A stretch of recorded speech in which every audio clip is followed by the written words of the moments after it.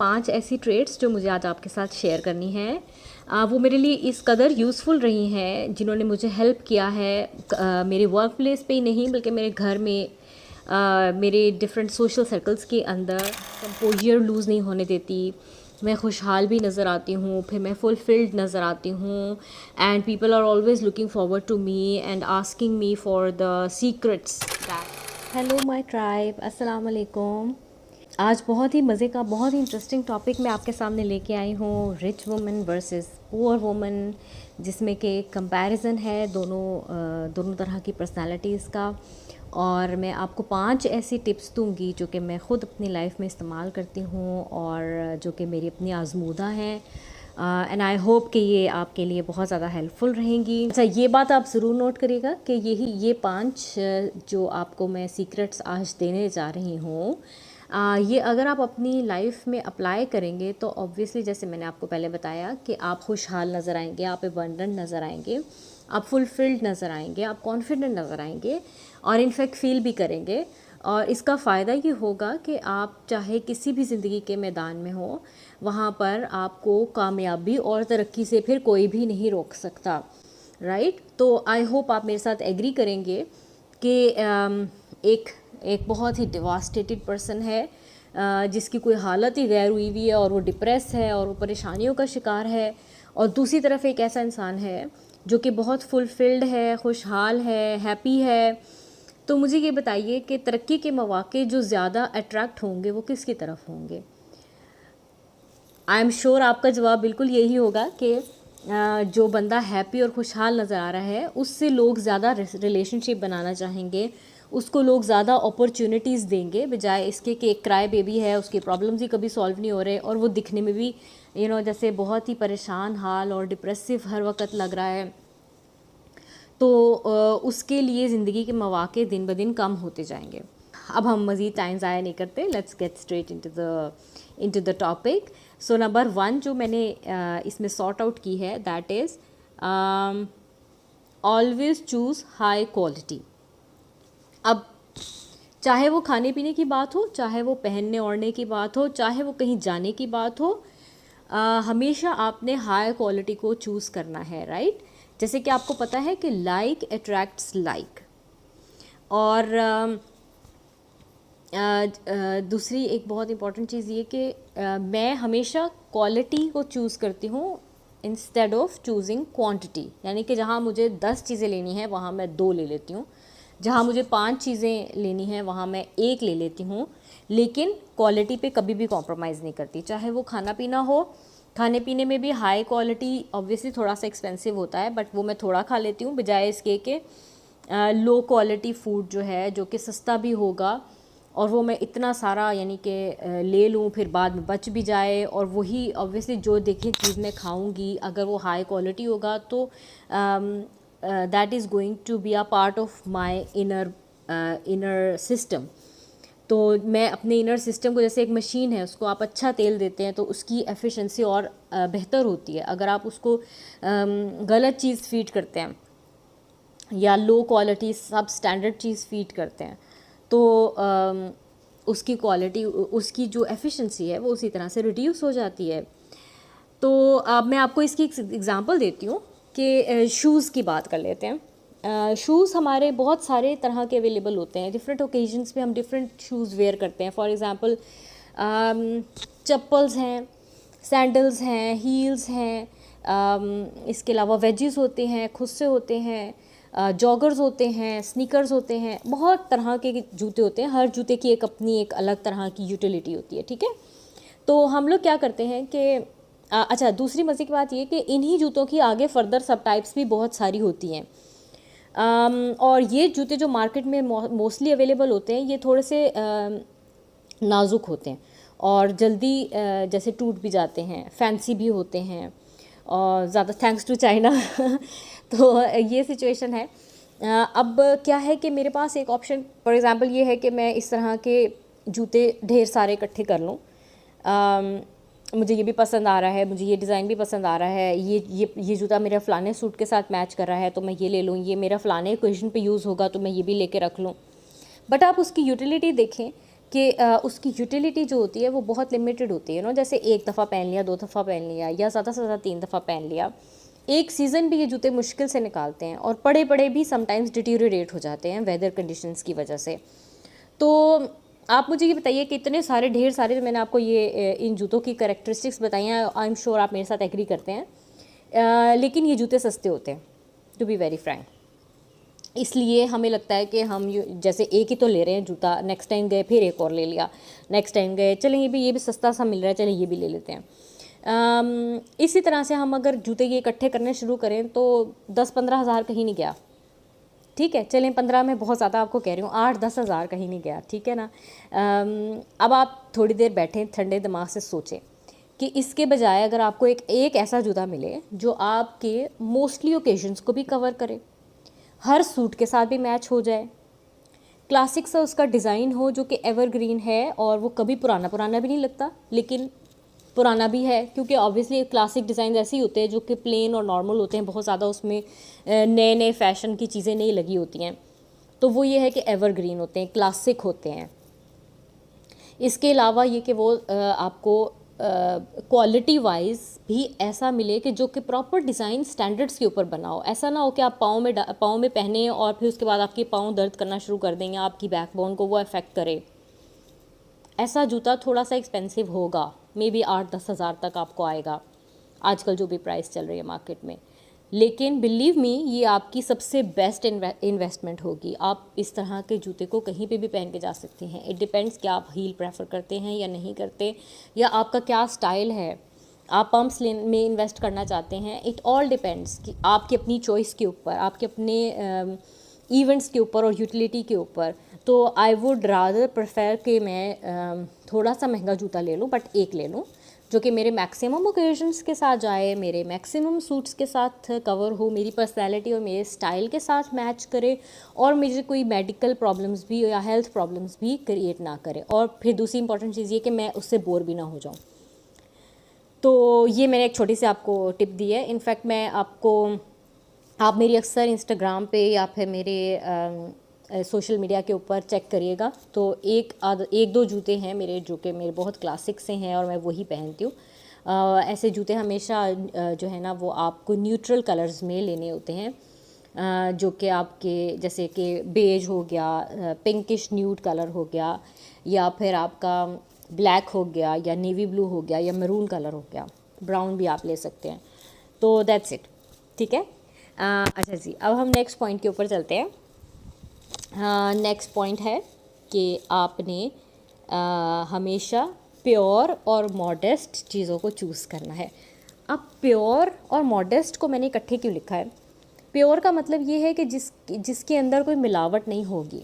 अब अगेन वही बात, जो भी आप खाते हैं, पीते हैं, सुनते हैं या फिर अपने पहनते हैं, ओढ़ते हैं, वो सब चीज़ें आप कोशिश करें प्योर हों। इनफैक्ट आपके जो रिलेशनशिप्स हैं उसमें भी आप इस चीज़ को ज़रूर प्रैक्टिस करें। प्योर क्या चीज़ होती है? प्योर वो होती है जो कि जिसमें मिलावट नहीं होती। जैसे कि अगर हम कपड़ों की बात करें तो कुछ सिंथेटिक फाइबर्स होते हैं, जैसे कि पॉलिएस्टर है, जैसे कि आपके स्पैंडेक्स वगैरह टाइप के हैं फ़ाइबर्स, नायलॉन होती है, ये सब ना आपके जो होते हैं आर्टिफिशियल होते हैं, केमिकल बेस्ड फाइबर्स होते हैं। तो ये ब्रीदेबल भी नहीं होते, हाँ लॉन्ग टर्म चलेंगे, रिंकल फ्री होंगे, लेकिन ये आपकी बॉडी में समटाइम्स पसीने के साथ इन्फेक्शंस भी क्रिएट करते हैं, इस टाइप की चीज़ें होती हैं, ठीक है। तो हाई क्वालिटी हमेशा प्योर होता है, जैसे कि आप प्योर कॉटन है या कैम्ब्रिक है या फिर आपके पास और भी कुछ इस तरह के फ़ाइबर्स हैं, या आप खैर आई एम श्योर के इंटरनेट पे खुद भी देख सकते हैं। और ये वाले फैब्रिक्स जो होते हैं इसमें कुछ सस्ती वेरिएशंस भी हैं, कुछ महंगी वेरिएशंस भी हैं।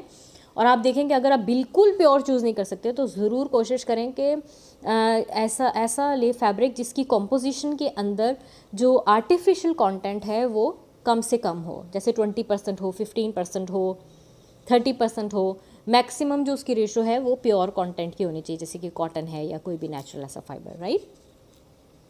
अगेन इससे यही होगा कि आप कंफर्टेबल रहेंगे, आपका जो गारमेंट है वो लॉन्ग, उसकी जो एज होगी वो लॉन्ग होगी, प्लस वो एवरग्रीन टाइप का होगा, वो फैशन फॉरवर्ड टाइप का नहीं होगा, तो it's going to be a safe investment.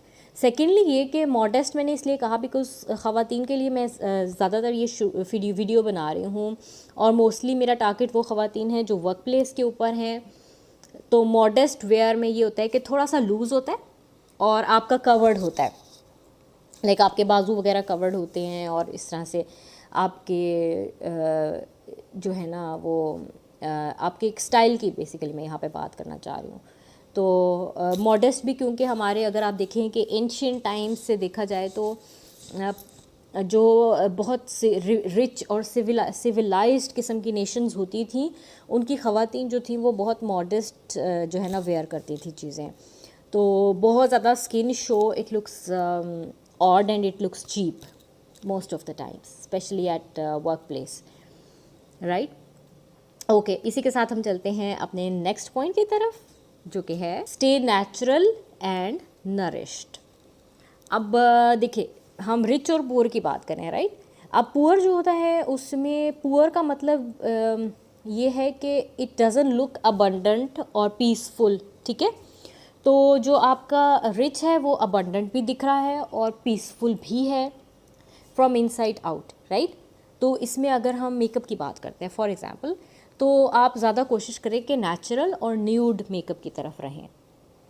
It always looks more rich, abundant and आपकी जो लुक है वो बहुत ज़्यादा फ्रेश भी होगी और कंपोज्ड भी लगेगी, ठीक है। जो हमने पीछे अपने सारे पॉइंट्स कवर किए हैं उन सब चीज़ों को कवर करेगी, रादर देन कि आप जो है ना जैसा शॉकिंग पिंक कलर की फॉर एग्जांपल मेकअप ऐड कर रहे हैं, आई शेड्स और आपकी लिपस्टिक या फिर इस तरह की चीज़ें आप वेयर करके, फंकी चीज़ें या ग्लिटर्स वगैरह इस टाइप की चीज़ें आप वेयर करके ऑफिस में या फिर जा रहे हैं, तो it looks a little bit cheap, ठीक है। शादियों पे तो चलें, इट्स गुड। शादियों पे तो क्योंकि आपको पता है कि वो जो कलर स्कीम होती है वो ख़ुद ही बहुत ड्रामेटिक सी होती है, तो उसके अंदर आपको उस इन्वायरमेंट के अंदर मूव करने के लिए ऐसे कलर्स और ऐसे चंकी ग्लिटर्स और इस टाइप की चीज़ें चाहिए होती हैं, राइट।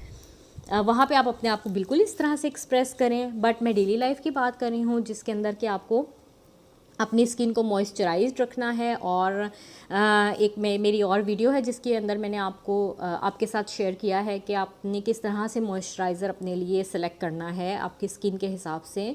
वो आप ज़रूर देख लीजिएगा क्योंकि उस तरह की इन्फॉर्मेशन मैंने इंटरनेट पे अभी तक बिल्कुल नहीं देखी, तो आई एम श्योर कि वो वीडियो आपके लिए बहुत हेल्पफुल रहेगी। मैं उसका लिंक आपके साथ शेयर कर दूँगी डिस्क्रिप्शन में, प्लीज़ चेक कर लीजिएगा, राइट।